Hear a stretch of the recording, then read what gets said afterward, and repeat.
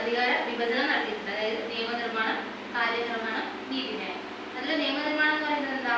രാജ്യത്തിന് ആവശ്യമായ നിയമങ്ങൾ നിർമ്മിക്കുന്നു. അതായത് ഇന്ത്യൻ പാർലമെന്റ്, ലോക്സഭ, രാജ്യസഭയൊക്കെ ഇതിൽ പെടുന്നുണ്ട്. കാര്യനിർവഹണം എന്ന് പറയുന്നത് നിയമങ്ങളുടെയും നയങ്ങളുടെയും നടപ്പിലാക്കലാണ് കാര്യനിർവഹണം കൊണ്ട് ഉദ്ദേശിക്കുന്നത്. നീതിന്യായം എന്ന് പറയുന്നത് എന്താ? മുകളിൽ പറഞ്ഞ നിയമനിർമ്മാണ കാര്യനിർവഹണ വിഭാഗങ്ങൾ ഭരണഘടനയ്ക്ക് അനുസൃതമായിട്ടാണ് നടപ്പിലാക്കുന്നത്, അതായത് നീതിയുക്തമായിട്ടാണ് നടപ്പിലാക്കുന്നത് എന്നാണ് ഇതിൽ പറയുന്നത്. ഇന്ത്യയിലേക്ക് നോക്കുകയാണെങ്കിൽ ഇന്ത്യയിലെ പ്രധാന നീതിന്യായ വിഭാഗം എന്ന് പറയുന്നത് എന്താ?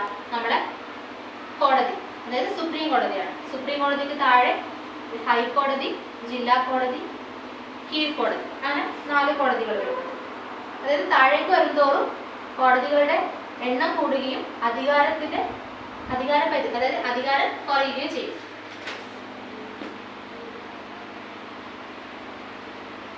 സുപ്രീം കോടതിയിലാണെങ്കിൽ കേന്ദ്ര സർക്കാരും സംസ്ഥാന സർക്കാരും തമ്മിലുള്ള തർക്കങ്ങൾ, റിട്ടുകളൊക്കെ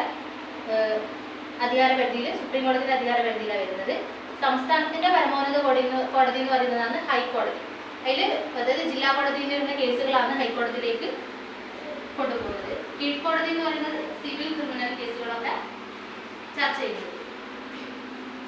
പിന്നെ നമ്മുടെ സുപ്രീം കോടതി, പരമോന്നത നീതിപീഠമായ സുപ്രീം കോടതി നിലവിൽ വന്നത് 1950 ജനുവരി 28 വന്നത്. അതിന്റെ തലസ്ഥാനം എന്ന് പറയുന്നത് ന്യൂഡൽഹിയാണ്.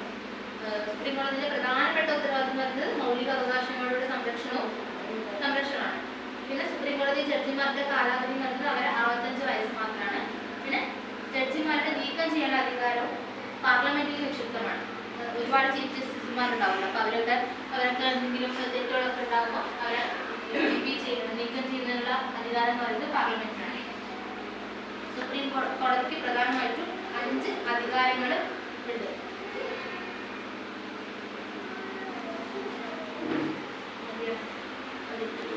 അത്രയും ഞാൻ